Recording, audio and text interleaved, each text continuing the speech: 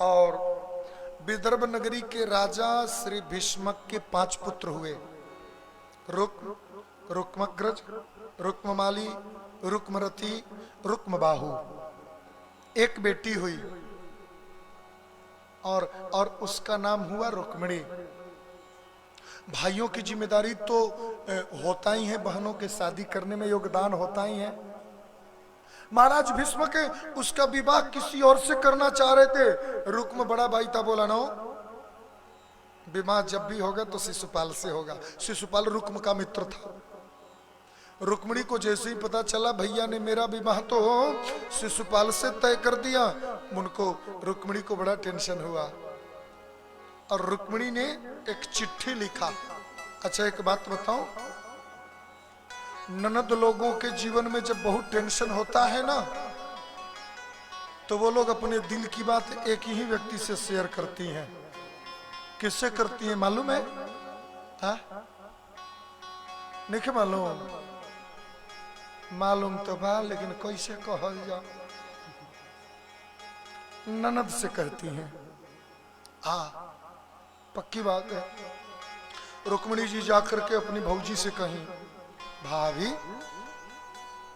रुक्मिणी जी सारी बात सुन करके बोली, काहे को टेंशन लेती है, चिट्ठी लिख द्वारिकाधीश के पास भेज। तुम्हें वो पसंद है वो तो ठीक है, उनको भी तो तू पसंद होनी चाहिए। अगर आपको पसंद वो भी करेंगे तो वो जरूर आएंगे। चिट्ठी लिखाया और पंडित जी के हाथ चिट्ठी भेजा गई। चिट्ठी में क्या लिखा था बताऊं? नहीं बताऊं? कितने लोग चाहते हैं कि चिट्ठी में क्या लिखा था बताएं, जरा हाथ उठाएं। दूसरा कोई की चिट्ठी पढ़े में कहता ना मन लगा था, हाथ हो गई एकदम से।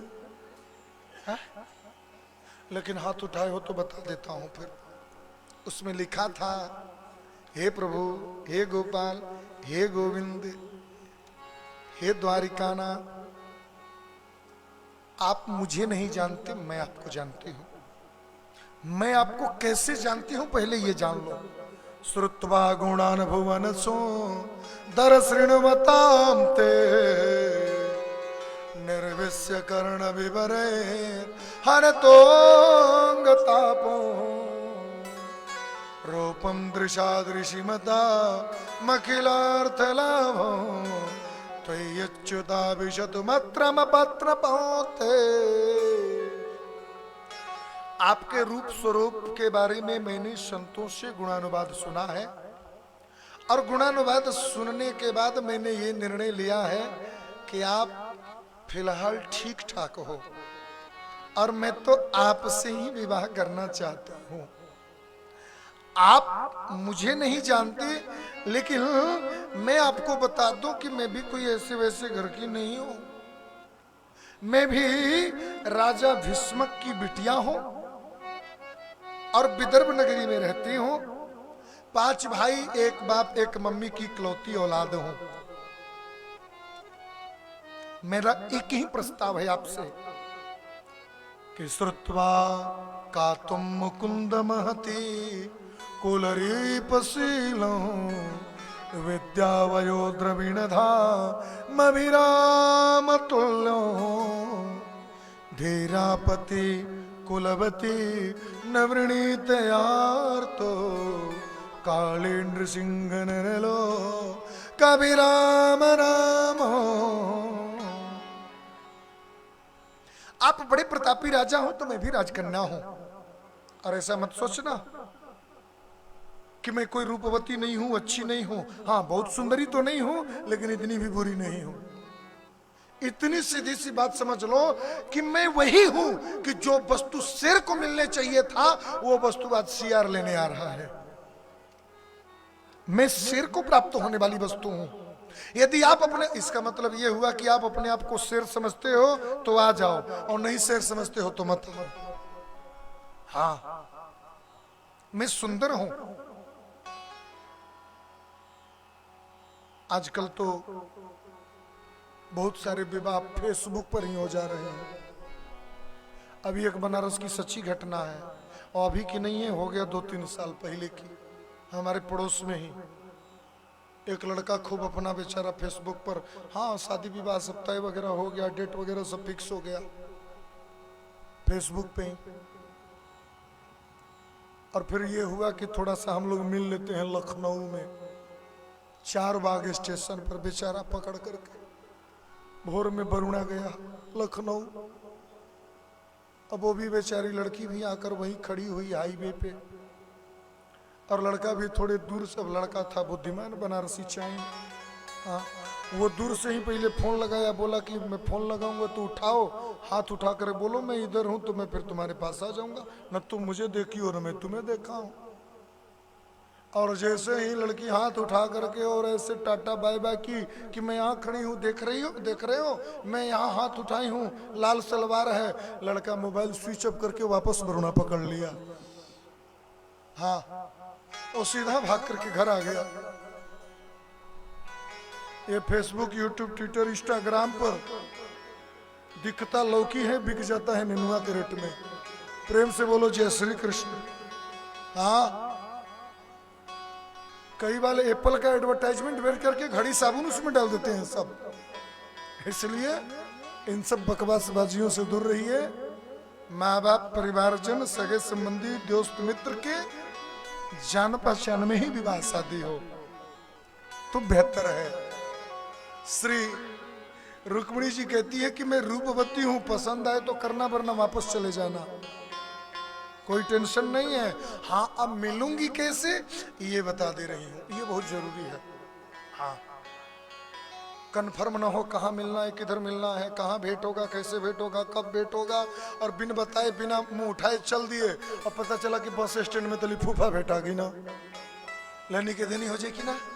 हाँ संजोगे से मौसा के लड़का भेटा गया तो मारत मारत मुँह बिगाड़ दी, कहाँ तली रे कहाँ का लड़का है। हाँ और सगी बहन हो तो थोड़ा सा वो लगता है कि क्या इसको मारो, और फुआ मौसी नन्ना चच्चा के लड़की हो तो फिर तो आदमी बेरहमी से पीटता है। हाँ एक दिन हमारे लिए कहले रहे कि सहूर सिखा, आज अगर के सहूर सिखा बता नहीं, कई बार ऐसे भी हो जाता है। एड्रेस होना जरूरी है, घर से निकलने से पहले एड्रेस लिख दिया। क्या लिख दिया? अंतःपुरांतरचरी नियमत्यबंधो स्वामुद्वहे कथमिति प्रमदाम्युपायं पूर्वे दुरस्ति महति कुलदेवी यात्रा यस्यार्वहिर्नवधा गिरिजामुपेया।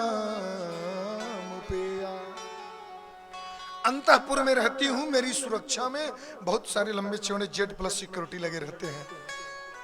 छोटी भाषा में बता रहा हूं, आप अंदर आकर के मुझे ले जाओ ये तो नॉट पॉसिबल।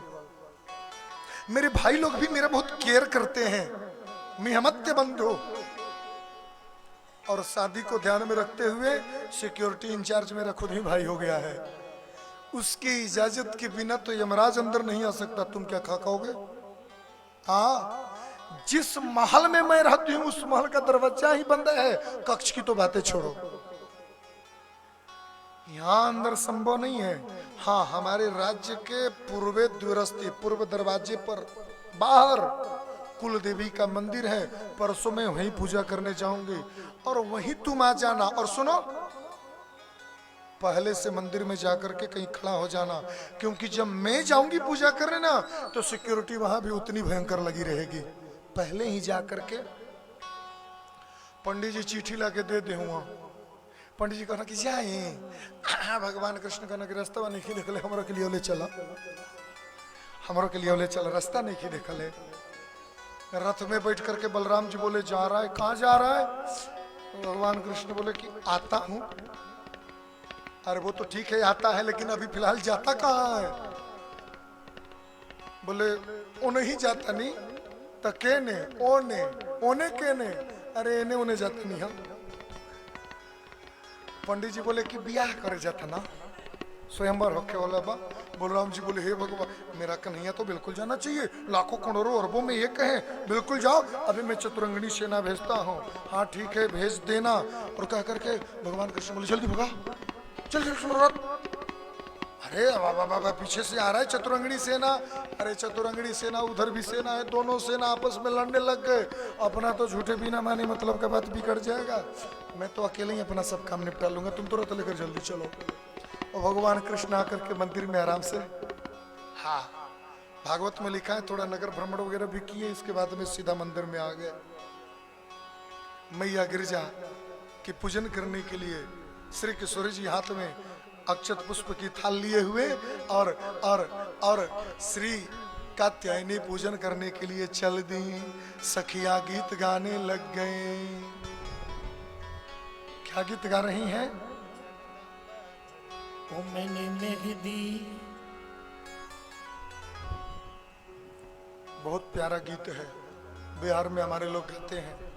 मेरे को याद नहीं है, एक दो पंक्ति केवल सुनाऊंगा कि अरे जगदम्बा घर में दियारा बार यही हो, जगदम्बा घर में दियारा बार यही हो, जगदम्बा घर में दियारा। अरे बार यही बार यही बार यही हो, ओ बार यही बार यही बार यही हो, जगदम्बा घर में दियारा बार यही हो, जगदम्बा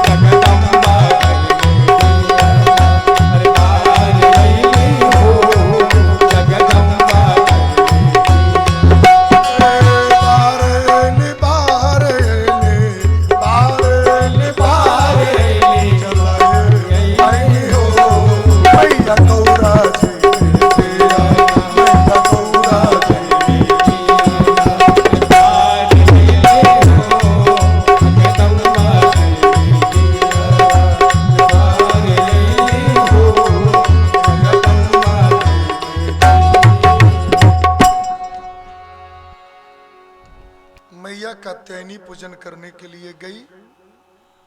सब लोग शांति से अपने अपने जगह पे बैठ जाइए।